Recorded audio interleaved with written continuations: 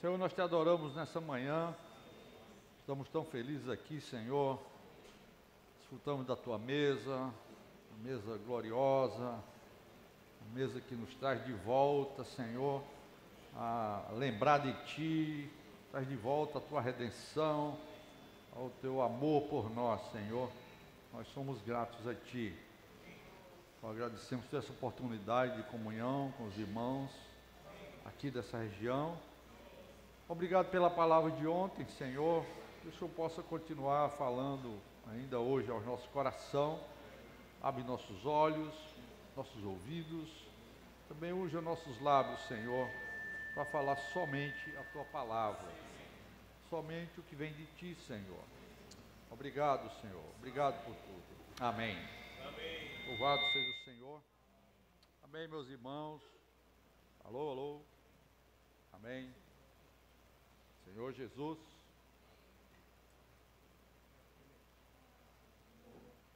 Amém? Amém ou não amém? Amém. Aleluia. Amém. Estamos ajustando aqui o nosso som. Meus amados irmãos, nós estamos muito alegres. Desde ontem, às 9 da manhã, a gente está aqui na comunhão com os irmãos. Tivemos um dia maravilhoso ontem, de muita comunhão entre os líderes, né, do estado do Ceará, e muita ajuda da parte do Senhor, nessa comunhão que nós estamos tendo, bem horizontal, com cada um trazendo a sua porção. À noite tivemos uma reunião maravilhosa, onde o Senhor nos falou a sua palavra, e nós queremos continuar nessa manhã a palavra de ontem. Não foi combinado, mas vai dar certo, amém? Depois de ouvir a palavra ontem, eu já tinha um certo encargo de falar algumas coisas, mas nós encaixamos tudo nessa linha que o irmão Gleiton levantou ontem, a respeito de praticarmos a palavra de Deus. Temos um viver de realidade, um viver que expressa Deus, um viver de sal e um viver de luz. Muito bem. E a ponte que eu queria fazer era exatamente a de Mateus, capítulo 7, versículo 24 a 27. Todo aquele, pois, que ouve estas minhas palavras e as pratica, será comparado a um homem prudente que construiu a sua casa sobre a rocha. Caiu a chuva, transbordaram os rios, sopraram os ventos e bateram com força contra aquela casa, e ela não desabou, porque tinha sido construída sobre a rocha. E todo aquele que ouve estas minhas palavras e não as pratica, será comparado a um homem insensato que construiu a sua casa sobre a areia. Caiu a chuva, transbordaram os rios, sopraram os ventos e bateram com força contra aquela casa, e ela desabou, sendo grande a sua ruína. Então nós vimos ontem a importância de nós ouvirmos e nós praticarmos a palavra de Deus. Esse discurso maravilhoso aqui do Senhor Jesus, Mateus 5, 6 e 7, aqui é o final do discurso, ali no monte no monte das bem-aventuranças, como é chamado lá em Israel hoje. E como o nosso irmão falou ontem, não é apenas uma constituição, porque uma constituição é uma coisa muito seca, é letra preta no papel branco. E letra preta no papel branco, isso chama-se, do ponto de vista espiritual, isso chama-se religião. E o que eu quero mostrar para vocês hoje é que a vida cristã não deve ser uma vida religiosa, mas uma vida de desfrutar Cristo como a própria palavra de Deus. Ele é essa rocha. Amém? Então, como uma moeda tem dois lados, ontem foi mostrado um lado da moeda, você tem que ouvir e você deve praticar. Hoje, nós queremos ver o outro lado da moeda, como praticar a palavra de Deus. Então, isso é uma coisa muito importante, porque a palavra de Deus, ela é viva. Foi falado ontem em Hebreus, capítulo 4, versículo 12. A palavra de Deus é uma coisa viva. Se é uma coisa viva, irmãos, ela não pode ser apenas estudada conhecida no nosso intelecto, na nossa mente, mas ela deve ser absorvida por todo o nosso ser tripartido: corpo, alma e espírito. Você não já experimentou um dia que você estava mal psicologicamente e o teu corpo estava na cama, no fundo da rede? Sim ou não? O teu espírito morto, a tua alma down e o teu corpo no fundo de uma rede. O ser tripartido do homem não tem como você separar as coisas. Ou você está bem todo, ou você está mal todo. Então, até para o nosso corpo e para a nossa saúde, nós precisamos da palavra de Deus. Porque essa palavra é uma palavra viva e eficaz. Ela cura o nosso espírito, ela cura a nossa psique e ela cura até mesmo o nosso corpo. Amém?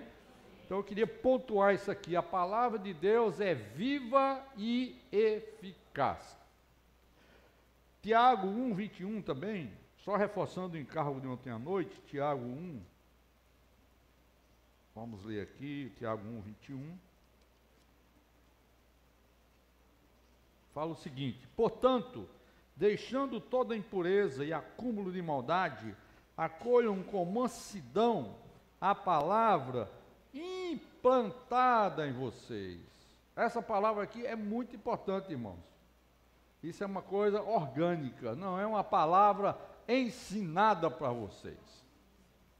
É uma palavra plantada dentro de vocês, porque essa palavra é uma coisa viva. Amém?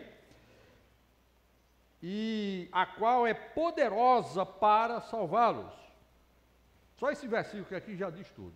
A palavra implantada dentro de vocês é poderosa para salvá-los. Então, se nessa manhã você está para baixo, está ruim espiritualmente, psicologicamente, e está sentindo um monte de dor por aí, inclusive eu, desde ontem que eu cheguei aqui, eu estou com problema de labirintite, eu estou com problema de ATM, eu estou com problema dos dentes, dor por tudo quanto é lado.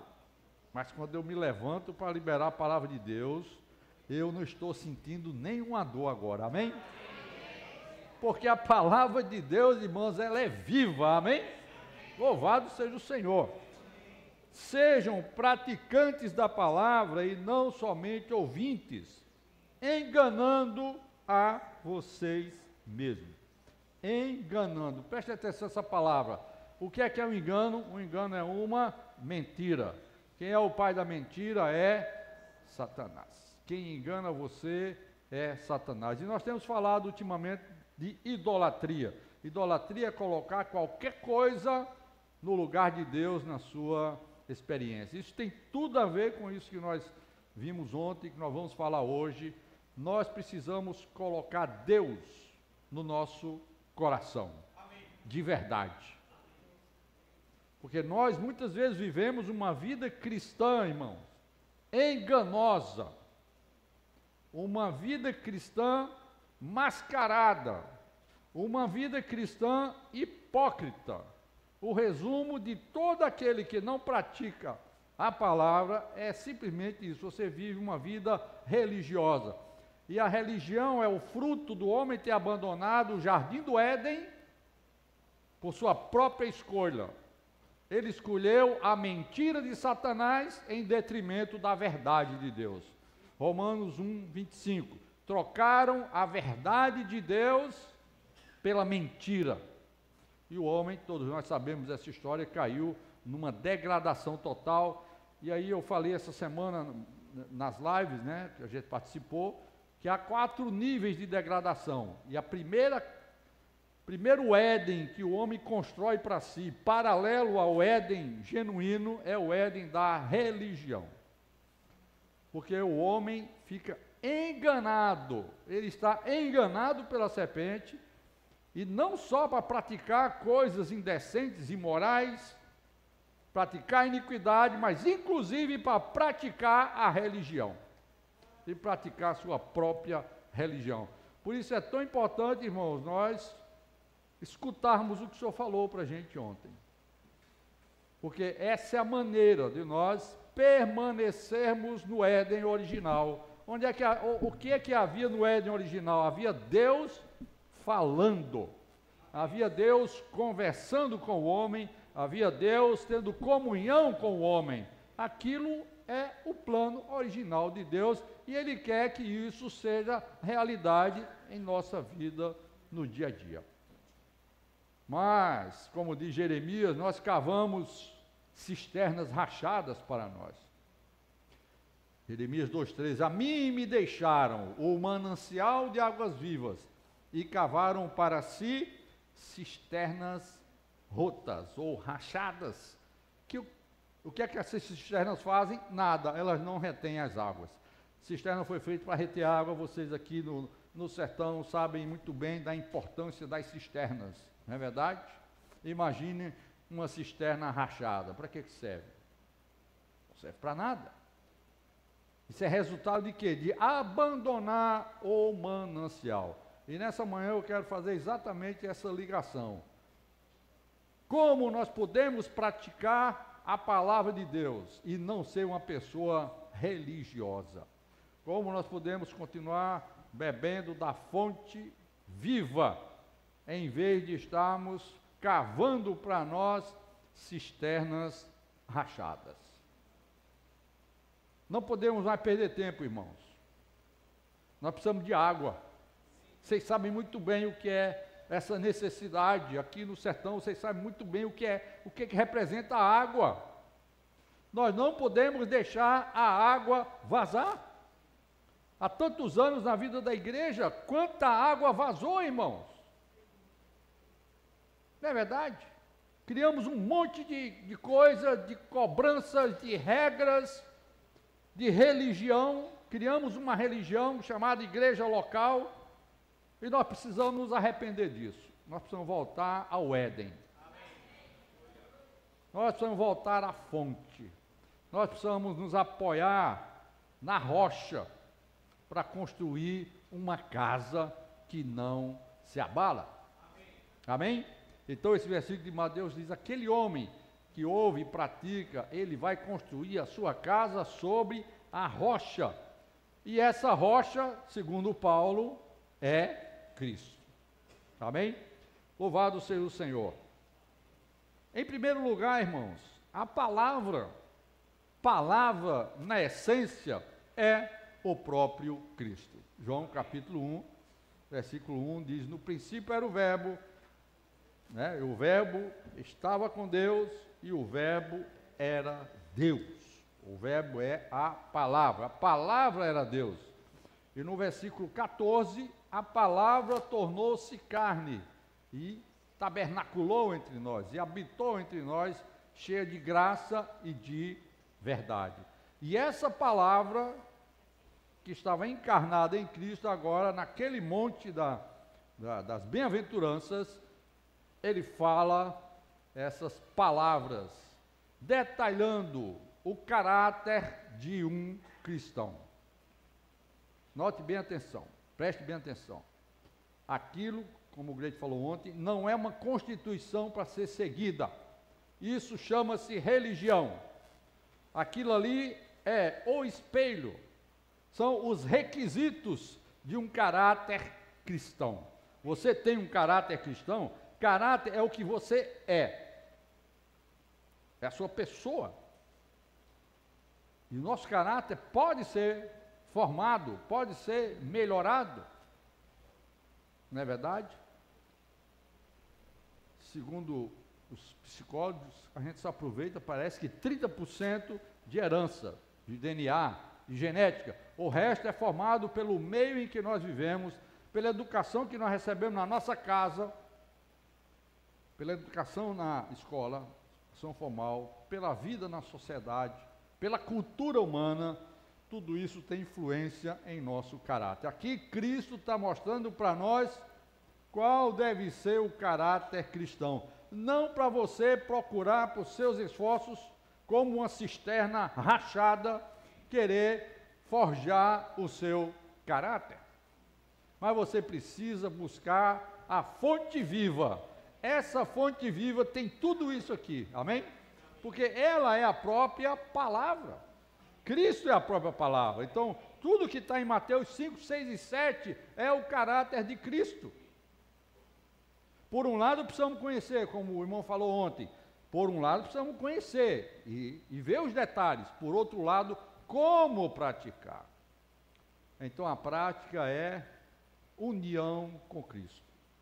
Amém? Então, é sobre isso que eu quero falar para vocês hoje de manhã.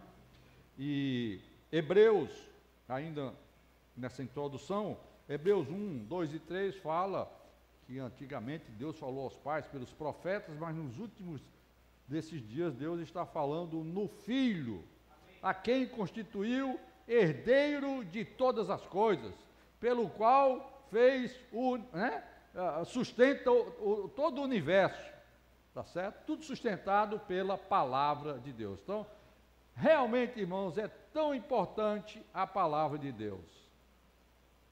E essa palavra hoje está em Cristo, por outro lado, ela está escrita aqui nas nossas mãos. E essa palavra aqui, letra preta no papel branco, é religião. É conhecimento morto. Não serve para nada. É enganação. No final, você vai ser bastante frustrado no final da sua vida, quando você descobrir que seguiu isso aqui como uma religião. Essa palavra, ela está bem claro isso na nossa experiência, que ela é diferente. Eu estava falando para os irmãos essa semana, eu li algumas coisas sobre os pais da igreja. Os pais da igreja são aqueles que vieram após os apóstolos. Existem escritos deles que não estão na Bíblia, mas são muito bons.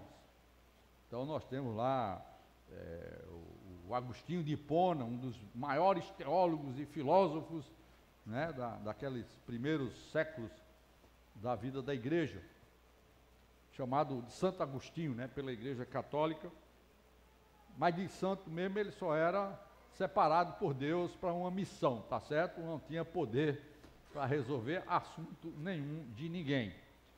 Muito bem, mas lendo as Confissões de Santo Agostinho, que é um livro famoso dele, lendo os Pais Apostólicos, muito bom, ajuda você.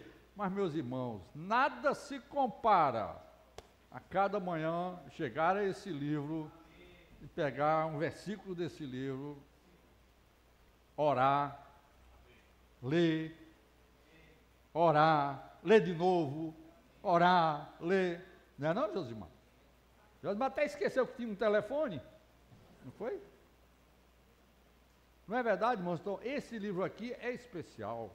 Essas palavras são especiais, são divinas, são ungidas. É a palavra de Deus.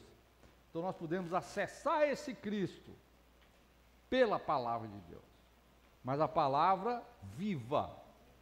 É esse o ponto, irmãos. Eu queria mostrar para vocês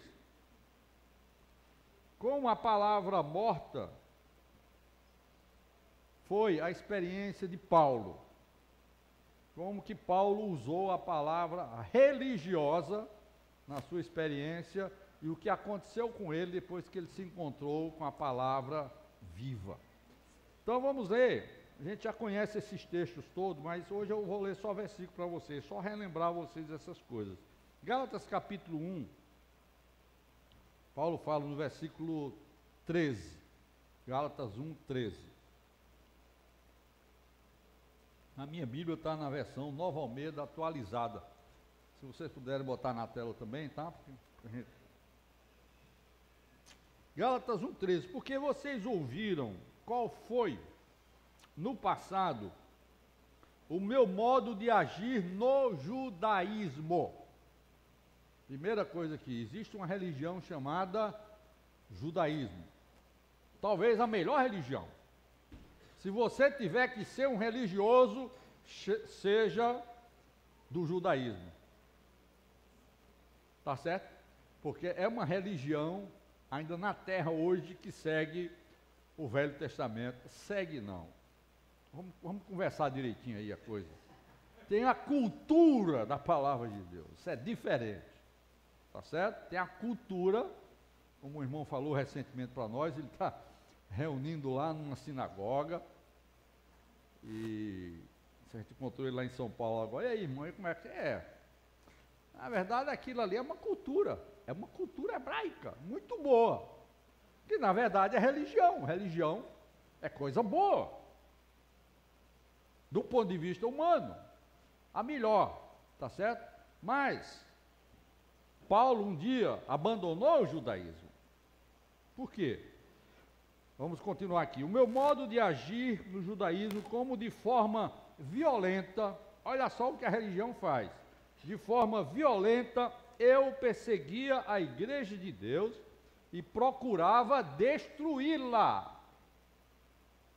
Uma religião embasada no Velho Testamento, nos 10 mandamentos dados por Moisés, fazia um homem querer destruir a obra de Deus, que era a igreja. Dá para acreditar nisso, irmãos? Isso é o efeito de uma vida religiosa. Uma vida religiosa, ela é capaz de destruir a obra de Deus. O que é que tem mais aqui? E na minha nação, quanto ao judaísmo, ele enfatiza de novo o problema dele, levava vantagem sobre muitos da minha idade, sendo extremamente zeloso das tradições de meus pais. Tradições, vou repetir, baseadas no Antigo Testamento. Mas quando Deus, que me separou antes de eu nascer e me chamou pela sua graça, achou por bem revelar seu Filho em mim, para que eu o pregasse entre os gentios, não fui imediatamente consultar outras pessoas, nem fui a Jerusalém para me encontrar com os que já eram apóstolos antes de mim, mas fui para as regiões da Arábia e voltei outra vez para Damasco. Tem algumas considerações aqui. Primeiro, a grande bênção de ter sido separado antes de nascer. Você foi separado antes de nascer? Mas você está vendo que há um risco de, depois que você nascer, você seguir uma religião que destrói a igreja. Dá para perceber isso aqui? Paulo era separado antes de nascer. Nasceu e agora pratica uma religião, era zeloso, fiel praticante, seguia as tradições dos pais, mas o que ele fazia? Destruía a igreja de Deus. O mais importante aqui é o mas. Mas quando Deus me chamou pela sua graça, achou por bem revelar seu Filho em mim. Aqui, irmãos, existe um evento na vida de Paulo que fez a diferença entre conhecer o Velho Testamento e praticar o que está no Velho Testamento. O que é que estava no Velho Testamento? O Velho Testamento simplesmente aponta para Cristo. E esse é o ponto, irmãos. No dia que ele se encontrou com esse Cristo, no caminho de Damasco, a vida dele mudou totalmente. E é esse o ponto que nós queremos falar nessa manhã. Cristo já foi realmente revelado dentro de você? Ou você conhece o Cristo do seu pai, o Cristo da sua mãe, o Cristo da sua família, o Cristo da vida da igreja, seja lá o Cristo que for. Se você não receber uma revelação do Cristo vivo, da palavra que é viva, que é eficaz, da rocha, onde nós podemos edificar a casa, irmãos, simplesmente vamos continuar como um religioso matador, religioso assassino das coisas de Deus. Vocês estão vendo a importância, irmãos, de receber a revelação de Cristo? Essa é a grande questão que eu quero deixar vocês pensando nessa manhã. até que ponto o que Cristo eu vi? Qual foi o Cristo que eu vi? Eu realmente vivo a vida cristã olhando para esse Cristo, pela revelação desse Cristo? A minha vida cristã está baseada em ver uma pessoa ou conhecer um monte de doutrina. Vocês estão entendendo, irmãos? Claro, nós vamos fazer as aplicações necessárias no final dessa palavra. Por enquanto, estou montando aqui o cenário. Vamos agora para Atos 22. E o tempo corre. Ó Senhor Jesus. Atos 22. Atos 22, versículo de 1 a 8. Irmãos e pais, escutem agora o que tenho a dizer em minha defesa. Isso aqui ele tenha sido preso depois daquela confusão toda em Jerusalém. Ele estava lá em Cesareia, preso, os judeus querendo matá-lo e tal. Mata, não mata, toda aquela confusão. Ele, eu quero me defender. Quando ouviram que Paulo lhes falava em língua hebraica, fizeram mais silêncio ainda. Paulo continuou: eu sou judeu, nasci em Tarso da Cilícia, mas fui criado nesta cidade, que era Jerusalém, e fui aqui instruído aos pés de Gamaliel, um dos maiores mestres do Antigo Testamento na época de Paulo. Era pouca coisa o Paulo? Paulo conhecia pouco? Paulo era pouco instruído?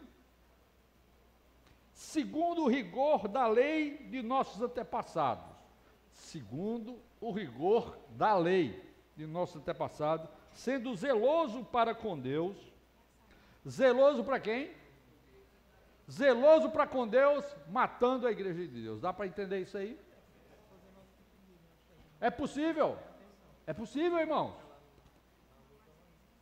Nós estamos vendo isso nesses dias. Alguns zelosos pelas coisas de Deus, matando a igreja de Deus.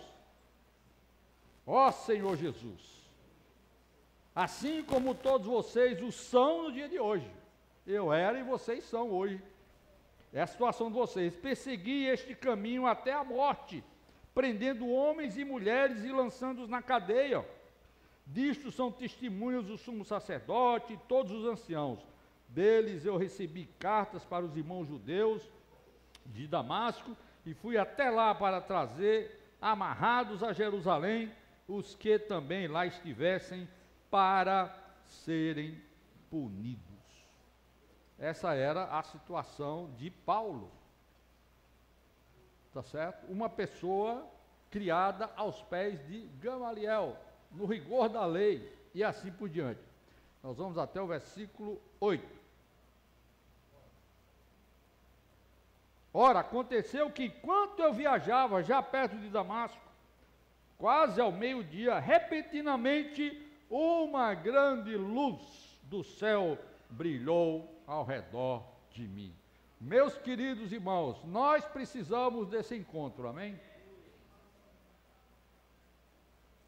Nós precisamos encontrar essa grande luz do céu. Então caí por terra ouvindo uma voz que me dizia: Saulo, Saulo, por que você me persegue? Perguntei: Senhor, quem é você? Ao que me respondeu: eu sou Jesus. Se você não sabe, o Nazareno, a quem você persegue. Claro, Jesus estava se referindo à sua unidade com o seu corpo. Ele é o cabeça, a igreja é o seu corpo. E ao perseguir o corpo, automaticamente Saulo estava perseguindo a cabeça. Estava perseguindo o próprio Deus, que ele era zeloso e praticava coisas sem saber, porque ele estava no engano do conhecimento. Ele era uma pessoa religiosa que zelava pelas coisas de Deus. Mas, meus queridos irmãos, aqui houve um encontro, e todos nós precisamos, ou já tivemos um dia esse encontro, mas nós precisamos renovar esse encontro a cada manhã. A cada manhã, não é, Josimar? Nós precisamos encontrar esse Senhor e receber luz, e cada vez mais receber luz. Muito bem, continuando aqui, vamos para capítulo 26, ainda ele falando sobre essa experiência, 26:12. Agora ele já está falando para o rei Agripa, né? Se defendendo também, falou: com isto em mente, parti para Damasco, levando a autorização dos principais sacerdotes e por eles comissionados. Ele está falando o mesmo fato que ele relatou lá no capítulo 22, que aconteceu lá no capítulo 9, tá? Ao meio-dia, ó rei, enquanto eu seguia pelo caminho, vi uma luz no céu, mais resplandecente que o sol, que brilhou ao redor de mim e dos que iam comigo. E caindo todos nós por terra, ouvi uma voz que me falava em língua hebraica: Saulo, Saulo, por que você me persegue? É duro para você ficar dando coices contra os aguilhões. Então eu perguntei: Senhor, quem é você?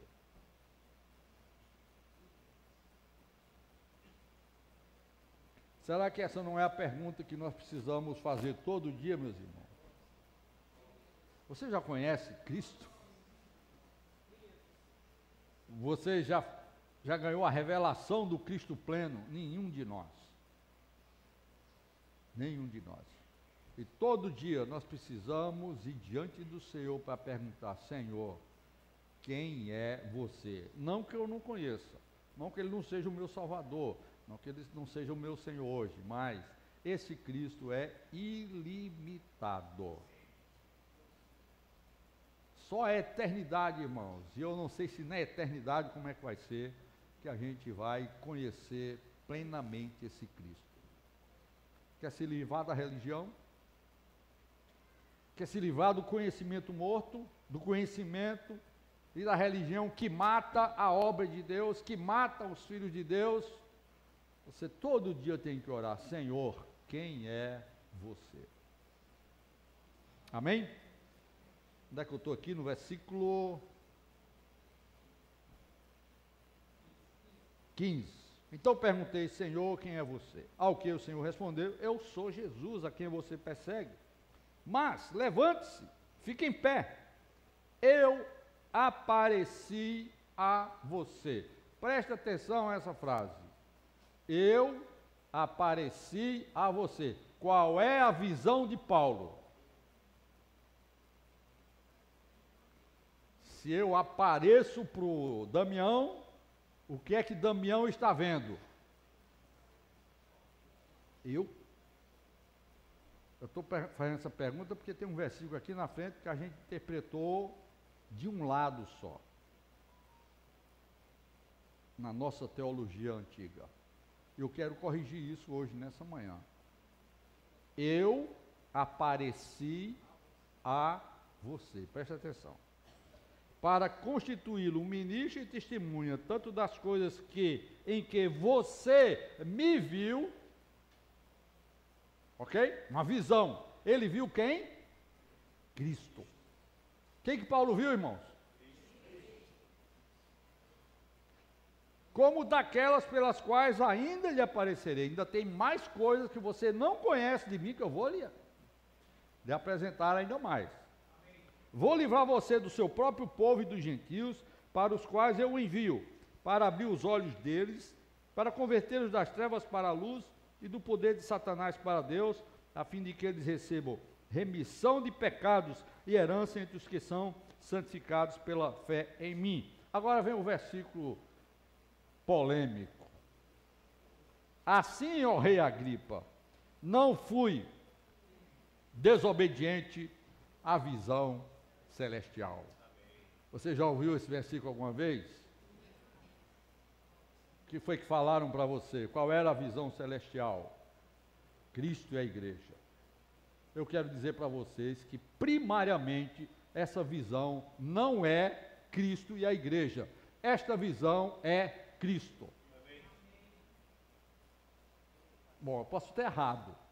Eu posso até estar errado, mas de acordo com a palavra de Deus, com o que está escrito aqui, quem apareceu para o Paulo, o que o Paulo viu foi a pessoa de Cristo.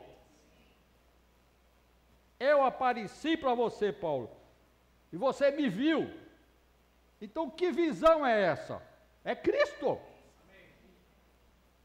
Literalmente falando, irmãos, essa visão aqui é Cristo. Tudo bem, você pode até Depois de enxergar isso bem direitinho, ainda, não, tudo bem, essa visão pode se referir a Cristo e à igreja, porque me persegues e tal, não discordo, mas irmãos, vamos ser equilibrados, é uma palavra que foi falada ontem bastante, vamos ser equilibrados. Essa segunda interpretação foi uma forçação de barra para uma visão que nós deveríamos seguir, de ser exclusivistas, de sermos nós a única igreja e deixar os outros de lado. Mas louvado seja o Senhor. Nós temos a Bíblia, irmãos. Isso aqui é a Bíblia, tá? Nós temos Espírito. E quando Deus aparece para nós, a verdade é mostrada. Eu quero repetir para vocês mais uma vez. Eu apareci a você, Paulo. E você viu coisas, você me viu.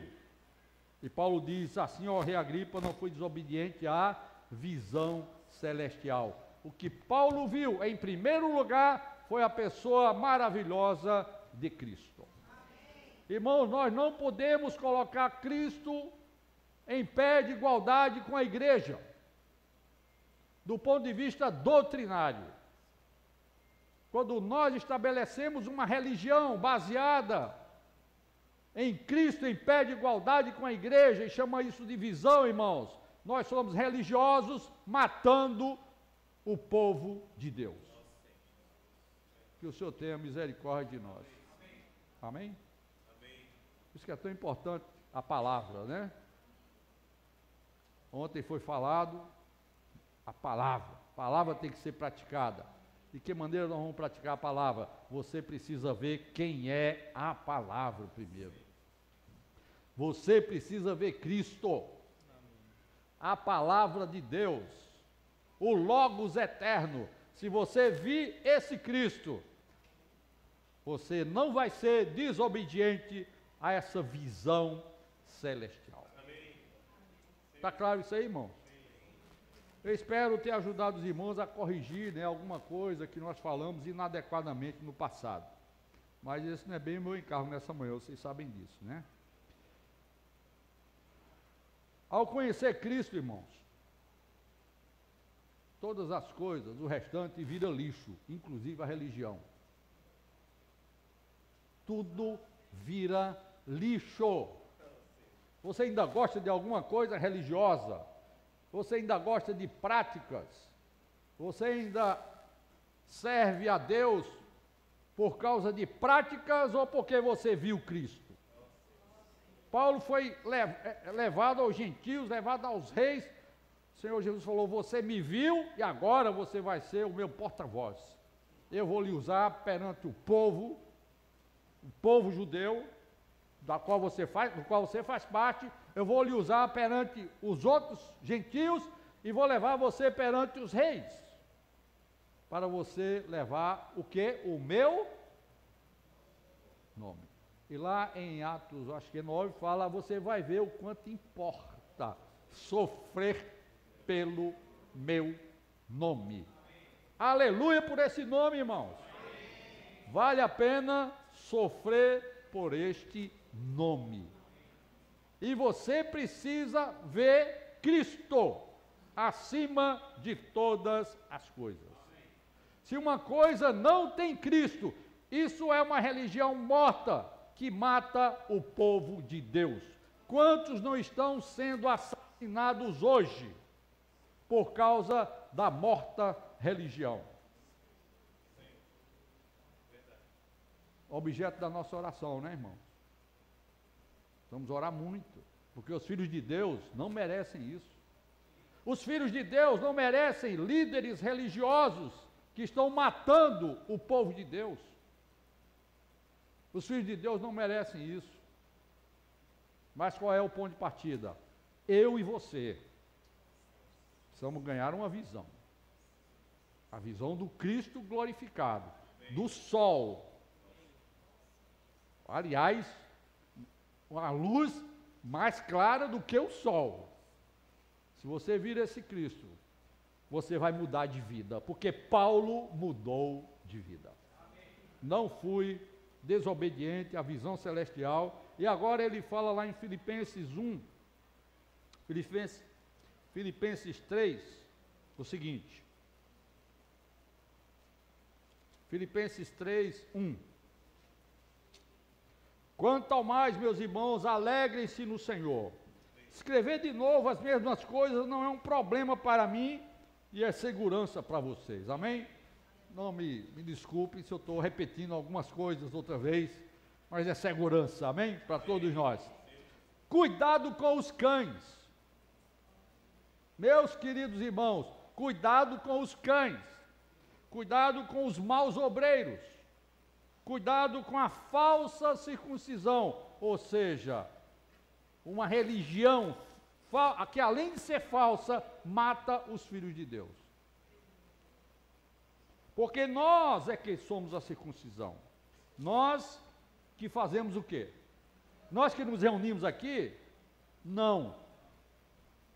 A comunidade cristã de Fortaleza? Não. Nós que adoramos a Deus no Espírito. Por isso, irmão, o Senhor tem colocado muito no meu coração um encargo a respeito da idolatria. Nós temos adorado ídolos. Nós temos adorado ídolos.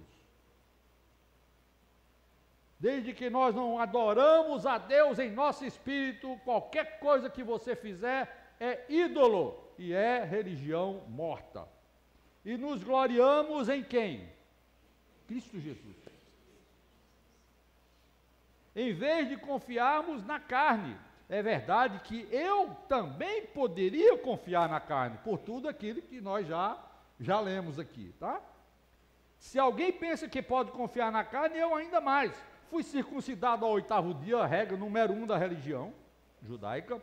Sou da linhagem de Israel, sou da tribo de Benjamim, olha o currículo do cara.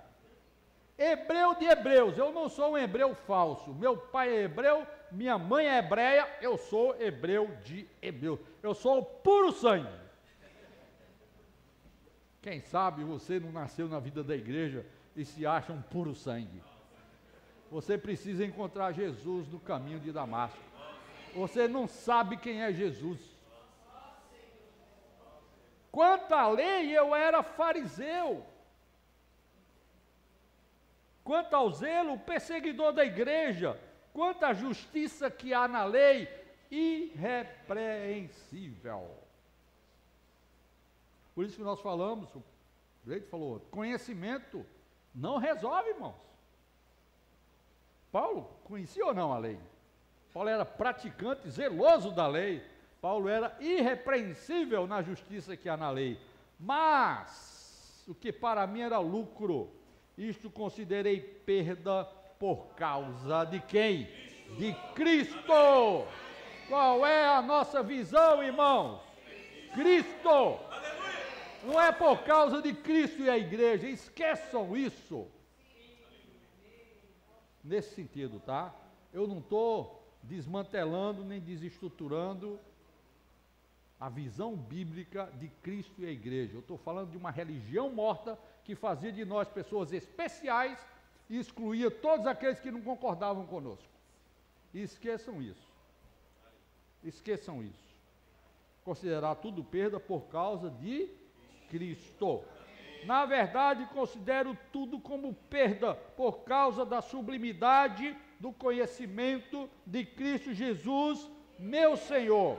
Por causa dele, perdi todas as coisas e as considero como lixo para ganhar a Cristo.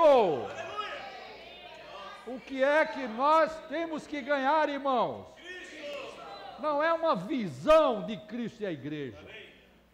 A visão principal que nós precisamos ganhar é Cristo e a sua realidade em nossas vidas. E ser achado nele. Não ser achado numa religião. Não ser achado num grupo de pessoas exclusivistas, metidos a alguma coisa. Não, ser achado em Cristo. Eu posso não estar incluído em grupo nenhum, mas se eu estiver em Cristo, louvado seja Deus. E não somente isso, não tendo justiça própria que procede de lei, mas aquela que é mediante a fé em Cristo. A justiça que procede de Deus. Baseado em quê? Na fé. É só crer, irmão. O que eu quero é conhecer Cristo. Vamos repetir essa frase? O que eu quero é conhecer Cristo. Nessa manhã nós precisamos sair daqui com essa querência. Com essa querência, irmãos. Irmão, não me fale outra coisa. Não me venha com esse rolo aí que você está querendo me mostrar, milagre, não sei o quê, porque o que eu quero mesmo é conhecer Cristo. Fim de papo. O que mais? Não, são 3 coisas o que eu quero: conhecer Cristo, conhecer o poder da sua ressurreição e a comunhão dos seus sofrimentos. Aí eu não sei se você vai embarcar nessa, tá? A obediência à visão celestial envolve o conhecimento íntimo da pessoa de Cristo, o desfrute do poder da sua ressurreição e a comunhão dos seus sofrimentos. E Paulo fala lá em Colossenses até: eu me alegro, eu exulto dos meus sofrimentos por vós, e completo o que resta das aflições de Cristo a favor do seu corpo, que é a igreja. Louvado seja o Senhor. Que visão maravilhosa, meus irmãos. Conhecer Cristo, conhecer o poder da ressurreição e me tornar coparticipante dos sofrimentos com eles, aonde? Na sua morte. O que é que significa isso?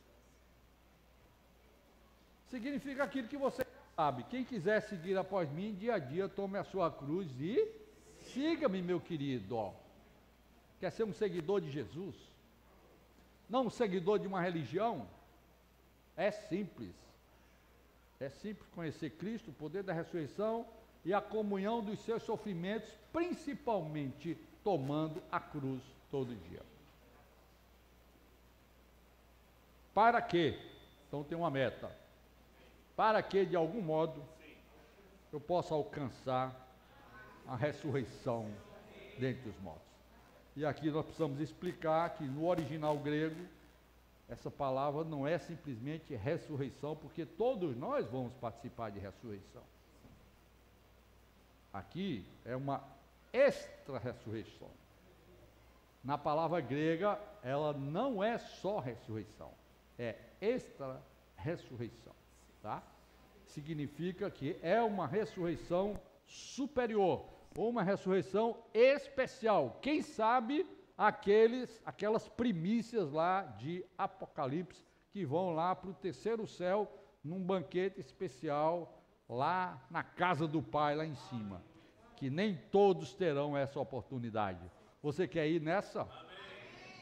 Não é só 144 mil, tá bom? Todos nós podemos participar dessa extra ressurreição. Há uma ressurreição superior esperando por nós. Mas vocês estão claros de como chegar lá na ressurreição superior? Você tem que considerar tudo como lixo, tudo como perda. Até nossos conceitos religiosos do passado. Nós precisamos jogar na lata do lixo muita coisa, irmãos. Porque o que nós queremos mesmo, qual é a nossa querência hoje? É conhecer a Cristo. Oh, louvado seja o Senhor. Meu tempo acabou, minha sinopse não. Mas vamos ver aqui, vou ver se eu vou terminar agora, tá bom?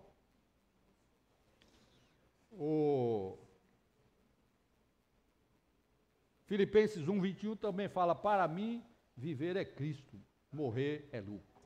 Isso está falando no aspecto de vida temporal, né? Viver hoje, se eu estou nessa terra hoje, é Cristo. Se eu tiver que morrer, isso aí é lucro, é melhor ainda. Mas eu prefiro ficar com vocês e tal, tal. Então, Cristo é tudo em todos, amém? Também Colossenses 2:6 fala dessa questão de viver Cristo. Não vou entrar no detalhe. É, né? Maravilha. Então, estou acabando já. a gente depois vai poder compartilhar e desfrutar ainda mais, tá? Ontem, Gleiton terminou a mensagem com Filipenses 3,16. O que é que nós devemos fazer? Andar de acordo com o que já alcançou. Trazendo para a nossa mensagem de hoje, andar de acordo com o que você já viu de Cristo. Isso significa que eu preciso ver mais. Amém? Isso significa que eu preciso avançar. Todo dia eu tenho que perguntar para Ele, quem é você, Senhor? Eu sei que você não é só aquilo que eu conheço. Eu quero você, eu quero mais. E vou dizer uma coisa, por mais que você peça, por mais que você desfrute, no outro dia você vai querer mais. Porque ele é aquela sobremesa, delícia de abacaxi, que eu me espaldo comendo aquilo. Eu como uma vez, e aí como 2 vezes, e 3 vezes, porque Cristo é bom demais, amém? Vamos ser obedientes, irmão, nessa visão celestial. Vocês percebem que há necessidade de a gente ver mais Cristo todo dia? Só me encontrar todo dia Cristo ali no caminho de Damasco. Porque todo dia a gente está querendo matar irmão. Todo dia, dependendo de você, você vai querer ir para Damasco matar irmão. E não é isso que Deus quer. Isso só interrompe essa sua carreira se você enxergar Cristo. Se você ver Cristo, amém? Por isso, andando de acordo com o que já alcançou, isso denota também uma carreira, tá bom? E por falar em carreira, Hebreus 12 nos fala como nós devemos correr essa carreira. Hebreus 12. Depois de apresentar todos aqueles irmãos do passado, aqui no capítulo 11 de Hebreus, todos os que viveram pela fé, isso tudo que nós falamos hoje é uma questão de fé. Então, o escritor de Hebreus fala o seguinte: portanto, também nós, visto que temos a rodear-nos tão grande nuvem de testemunhas, livremo-nos de todo o peso. Como caminhar essa carreira? Tem que jogar o lixo fora, irmãos. E aí você vai perguntar para mim, irmão, quais são os lixos que eu tenho que jogar fora? Isso é problema seu, tá? Quem vai mostrar para você é esse Cristo que é mais brilhante do que o sol ao meio-dia. Com certeza ele não vai deixar nada escondido. Se você for à presença dele, de verdade, desfrutar desse Cristo, conhecer mais esse Cristo, ele vai mostrar para você qual é o peso, qual é o lixo que você está carregando. E o pecado, que é uma coisa que nos assedia, né? Todo o tempo. Que tão firmemente se pega a nós. Como pega, né? E corramos com perseverança a carreira que nos está proposta.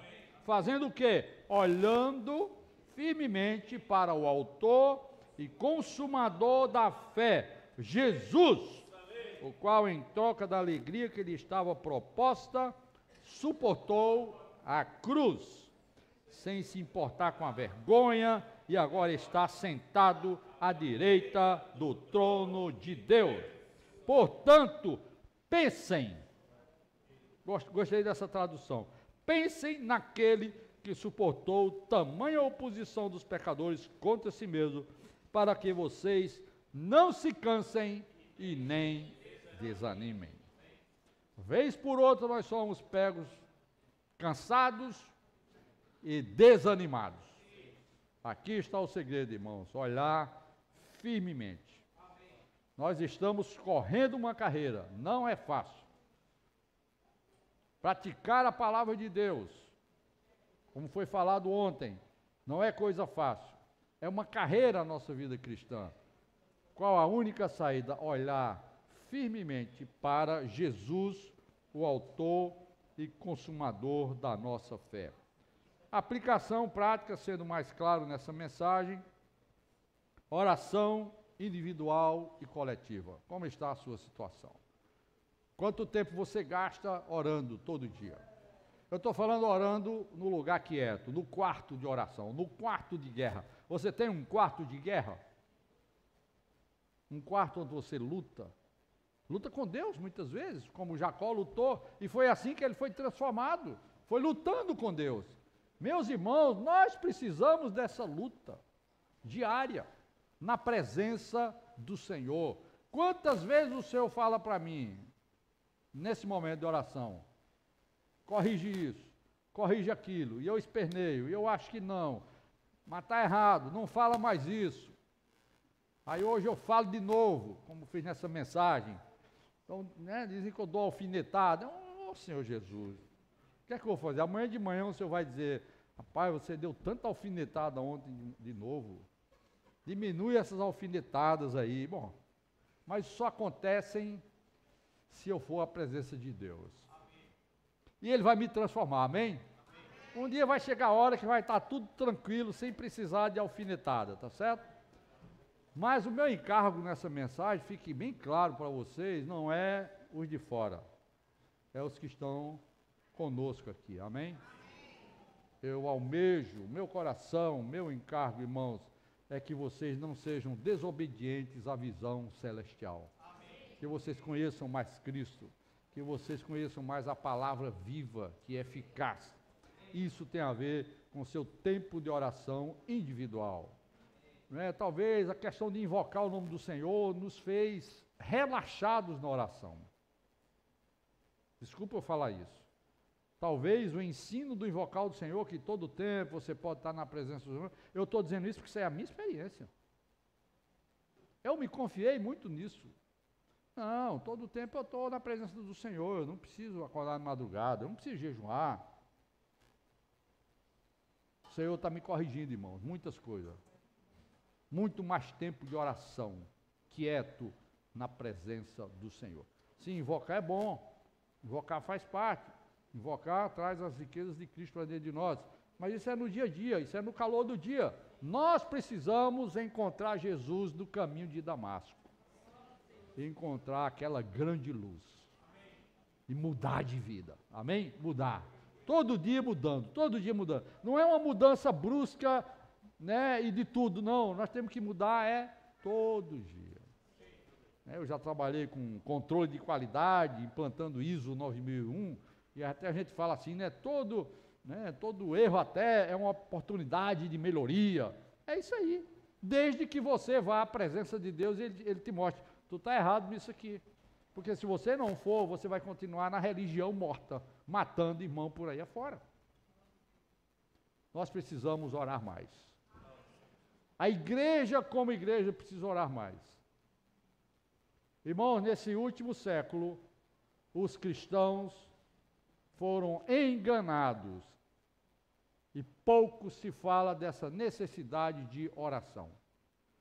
A onda de cristianismo de tudo quanto é cor, de tanto quanto é coisa, evangelho da prosperidade, evangelho gospel, louvor, gospel, um monte de coisa.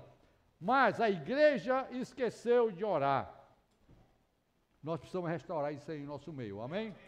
Nós precisamos orar mais individualmente e orar mais coletivamente. Lutar. Leitura da Bíblia. Isso aqui não tem como. Todo dia eu preciso ir à palavra de Deus. Até mesmo nesse momento de oração, ele tem que estar fundamentado na palavra de Deus. A minha oração tem que estar fundamentada na palavra. É a palavra que vai nos iluminar. E outra coisa, irmãos, a pregação do Evangelho. No nosso meio aqui, irmão, faz muito tempo que a gente parou de crescer. Vocês não notaram isso? Nos anos 90, como que a gente cresceu aqui nesse estado, não é verdade? Igreja de Quixadá, que começou ali num ônibus ali, umas comunhões pequenas. Rapidamente, vocês chegaram a esse lugar aqui, a esse tamanho. Mas tudo bem. E cadê o povo para encher isso aqui todo dia e toda semana? Nós paramos de crescer. Então hoje nós precisamos de um evangelho vivo. Tá bom? E esse evangelho vivo começa com a nossa revelação de Cristo em nós. Que tipo de revelação? Eu sou a videira verdadeira. Meu pai é o agricultor, vocês são ramos da videira. E o fruto de vocês é que vai glorificar o Pai. Tá, e cadê os frutos? Se não tem fruto, irmão, está faltando ligação. O ramo está na videira e não está recebendo a seiva da videira. Não está recebendo a vida. É só decorativo. E onde estão os frutos? Os frutos são resultado do desfrute da seiva da videira. Quanto mais você estiver plantado nesse Cristo, implantado nesse Cristo, mais você vai frutificar. Vocês entendem? Que até a pregação do Evangelho, o Senhor falou, sem mim nada podeis fazer. Vocês não vão fazer nada sem mim. Mas vocês devem frutificar. Se a gente não frutifica, irmãos, tem alguma coisa errada conosco. Né? O casal que não tem filhos, com raríssimas exceções, alguém casou para não ter filho. Raríssimas exceções, eu conheço algum caso. Casou determinado a não ter filho, mas isso não é normal. Não é normal do ponto de vista divino, porque né, Deus criou homem e mulher, juntou os dois, abençoou e disse, sede fecundos, multiplicai-vos, enchei a terra e dominai. Então, irmãos, casamento é para frutificar. Se eu estou em Cristo, se nós somos a noiva de Cristo, nós devemos frutificar juntamente com Cristo. Isso tem a ver com essa questão da videira. Amém? Louvado seja o Senhor. E assim, como o Gleiton lembrou ontem, os homens verão as boas obras, né? Verão as nossas boas obras. Enfim, o meu encargo de todo dia, Mateus 28, Jesus falou, cheio de autoridade, vão e façam discípulos. Amém. Se existe um comando na palavra de Deus que eu conheço, esse é o único. Vão e façam discípulos. Batizando em nome do Pai, do Filho e do Espírito Santo e ensinando-os a guardar todas as coisas que eu vos tenho dito. Ou seja, tudo que está em Mateus 5, 6 e 7, principalmente, deve ser ensinado para os discípulos. Nós precisamos fazer discípulos. Você tem um discípulo, não seu, mas de Jesus, que você está cuidando? Você está cuidando de alguém? Você está ensinando alguém as palavras de Jesus? Você percebe que tudo isso se encaixa? Você precisa da palavra para viver. E essa palavra vai fazer você frutificar. E esse seu fruto é um discípulo que você tem que cuidar, que você tem que apacentar. Então nós precisamos obedecer à voz do Senhor. Amém. Cristo a nossa rocha, amém? Amém. Cristo a verdade. Amém. Ele é a nossa realidade. Amém. A visão de Cristo, irmãos, é o caminho para a nossa frutificação. É o caminho para a nossa carreira cristã, para a meta da extra-ressurreição. Enfim, quando Deus, nosso Senhor, nos chamar, nós estarmos de pé, na presença do Filho de Deus. Amém? Amém? No final, sempre estaremos na presença do Filho de Deus. Por isso precisamos dessa presença hoje. Não sejamos desobedientes à visão celestial. Cristo, a rocha. Amém? Amém. Cristo, a verdade. Que Deus nos abençoe. Amém? Amém. O que vamos fazer, José? Vamos ruminar então em pequenos grupos, amém? 10 minutos. Vamos ruminar em pequenos grupos essa palavra.